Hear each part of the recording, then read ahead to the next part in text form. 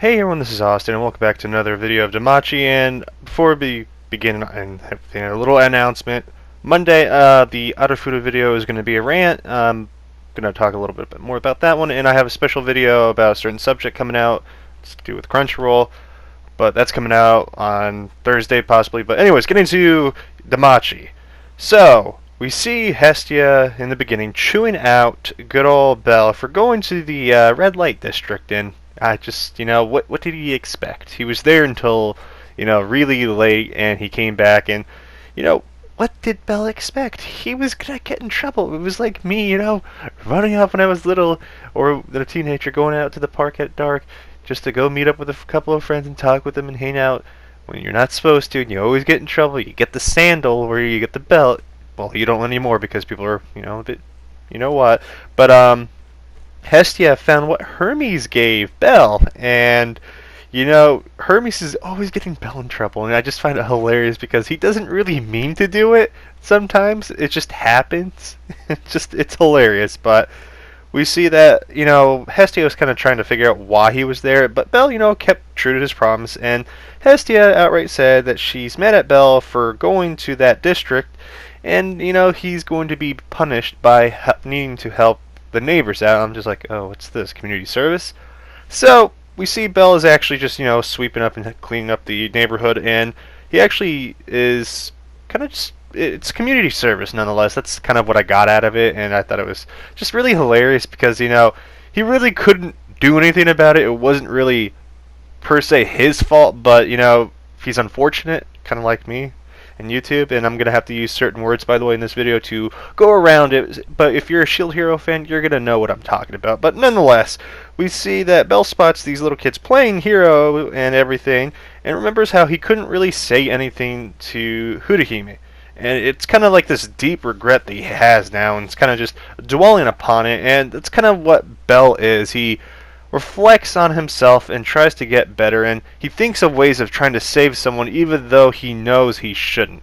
And that's kind of a main reason why actually I do like Belle as a main character. And he's not that cheesy harem protagonist, but he doesn't seem, I know a lot of people actually ship him with that, but nonetheless, continuing on, we see Miko, Welf, Lily all helping out Belle with his punishment, and kind of just talk about they all went there, so might as well do everything. And it shows that they're really good friends. And we see Belle kind of ask Miko why she was there, and she talks about how she was looking for this fox girl, and Belle actually starts to remember Haruhime and says her name to Miko, and Miko kind of just tells Belle what happened and everything, and Lily tells Belle not to go and try to think of saving her because it's just going to cause the whole familia to go through another game, and it's true what she said, and it's just going to be a big burden on Hestia, and he's picking a fight after a fight, and eventually it's going to catch up with him. And I'm going to be honest, she's not wrong. She isn't. That's kind of logically how it works, but this is not reality, so you can do what you want. That's why I like anime. And Wolf actually agrees with Lily along with Miko, and it shows that there's familia they're going up against, or that Belle wants to go against, is very powerful, and they know it. And we see Hermes actually kind of just going and doing Hermes stuff as usual. But this time we see Hermes is actually there to talk to Mamma Mia to send a message to Freya, and I have a theory coming up, but we see that Sire kind of hears the conversation, and kind of Hermes is talking about how Belle is in danger because Ishtar has, her eyes on him, and Sire just starts chewing Hermes out after the whole thing. I'm going to just put a theory here. I really do think Sire is Freya. It's just really weird that he'd go to Mamma Mia to get a message passed to Freya, and Sire all of a sudden is all up in, as they say, at Hermes' grill about what just happened. I think it's too weird, and going from lore, Freya is known to be going down and disguising herself among the humans, so this wouldn't surprise me. I haven't read the light novel, but I don't know if I'm on the money or not. But continuing on, we see that Belle visits Ina for help, and Belle told Ina about what happened last night, and he gets chewed out by her also. I don't understand what he was expecting, but Ina actually helps Belle find out more about the Ishtar family, and we hear how they are high-ranking in the Familia department in financial status and dungeon accomplishments, and many of the people, the Amazon girls, are in combat are at least level 3, and the Toad-Face captain is a level 5 and rank 1 adventurer, and she almost beat Ice, and this kind of shows how strong she is. Belle, of course, asked about Aisha and Haruhime, and Aisha is a level 3 and is close to ranking up. Haruhime isn't listed as a combated kind of person, and 5 years ago we hear about the Ishtar family being accused by other families or familias about how they were kind of hiding their true power in a sense. And of course, this didn't float well with Ishtar. She's a very petty goddess, and she goes after them, destroying them, and she makes the guild actually pay for everything and be kind of penalized. And this is kind of who she is. She's a very petty person, and I really like this because this is kind of how Ishtar is in the lore wise, and I like it. I'm actually quite enjoying it.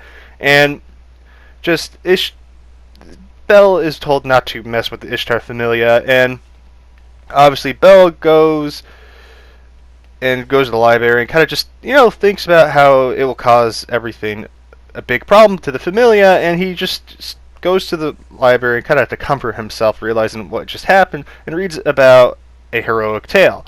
And this is actually about the mine of the Babylon, and obviously you know what I'm trying to say. I'm using different words to go around the YouTube spanking paddle, to say the least. But I haven't heard about this story in such a long time, since Supernatural. Yes, I used to watch Supernatural, and just it's amazing to see this kind of talked about again. And it's basically a girl is to a hero is a symbol of destruction. We kind of hear about that coming from the last episode. It's true, because a hero is pure and mine isn't, kind of thing. And Haruhime seems to kind of have a cut to her, and she kind of seems to be out of it, kind of just deep thinking. And I'm going to be honest, Aisha, from what I've seen so far, I don't think she wants to do what she's being told to do. She's actually a very good person, but can't trust anything so far. But nonetheless, she kind of spots Haruhime being kind of out of it, and tries to comfort her, and talks about how she got this candy from the Far East from a merchant, and gives her the candy. And I thought it was cute, I'm not gonna lie, and it kind of shows that what I was talking about. I don't feel that she's truly a bad person. I feel that she's doing what she's told to do, and she usually doesn't. You don't always have to agree with your leader or anyone that's higher up than you. You just have to go on with your life, and it's kind of the harsh reality. But we see Miko actually showing up to where Haruhime is. She tries to get her attention, and kind of just really freaks out and just sees her friend, and I understand why she's doing that. And Haruhime just ignores her and just says, "I don't know you." And I think it was for the best, for the simple fact who they're going up against. She was trying to save a friend. I don't think it was bad, but nonetheless, continuing on, we see Miko kind of just talking to Belle and giving the whole background of why she is where she is. She talked about the reason why she received the blessing of Take is because of Haruhime, and we see that Miko and her friends were kind of in a very bad state, and kind of went to this god Take, and Haruhime never really got to go out, so Haruhime was a very good person and gave food to the gods, and Take saw that she was lonely and kind of tried to help her out, and that's kind of how it all began, the short story and everything. And basically, while they're talking, especially Belle agrees to do what they used to do with Haruhime to get her out of there and save her. We see a curious Hermes, and I love it. He's just there to check up on Belle, and I know he is terrified of Freya and what's to come, because you don't mess with Freya. You don't. I'm just going to be honest, she's a very powerful being, and we see that Belle and Miko try to get info about kind of what's going on with the Ishtar family, and Hermes actually brings up that they could buy her. It's a tradition that's in the district, and it's about 2 to 3 million Valis, and it's just amazing to see how big it is. And they're like, yeah, we could do it, and I doubt it's going to end well. And we get the big kicker about how basically Hermes is telling him about the Killing Stone and how he had to deliver it, and it's weird that it was mentioned after Haruhime, but he leaves obviously, and we see Ishtar actually issuing an order to kidnap Belle since Freya is interested in him, and she tells no one to try to take a taste of him because she wants first dibs, and we kind of see that the whole Killing Stone requires a full moon, which was very weird in my opinion. That kind of sets up for everything. And we see Belle and crew are in the dungeon to earn money. Well, Lily don't want to really do this, but they're there to help Belle. It kind of shows how strong their whole relationship is with Belle. Of course, Belle asked Hestia about the stone, but she's never heard of it, and Belle's starting to think that the stone has to do something with Haruhime. I'm in the same boat, gonna be honest. And we see the Familia.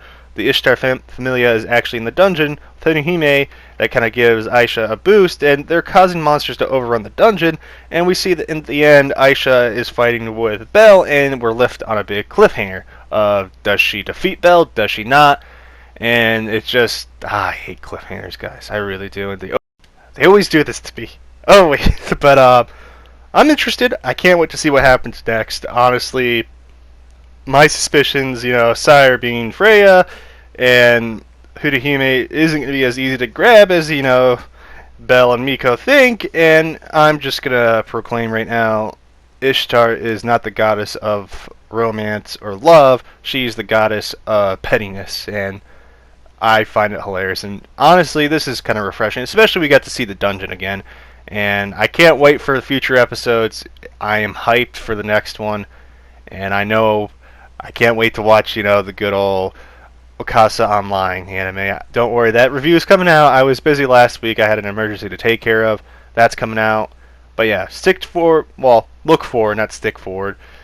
This is not a car. All jokes aside, I do have that rant coming out for Arifuru, and I have another surprise video, and it's, as I said, with Crunchyroll. But yeah, make sure you stick around and do check out my Shield Hero video that I had before with, confirming that it was a hug. But that's all I have to say. Thank you for watching, and I will catch you guys later. This has been Austin, and I'm signing out. Peace.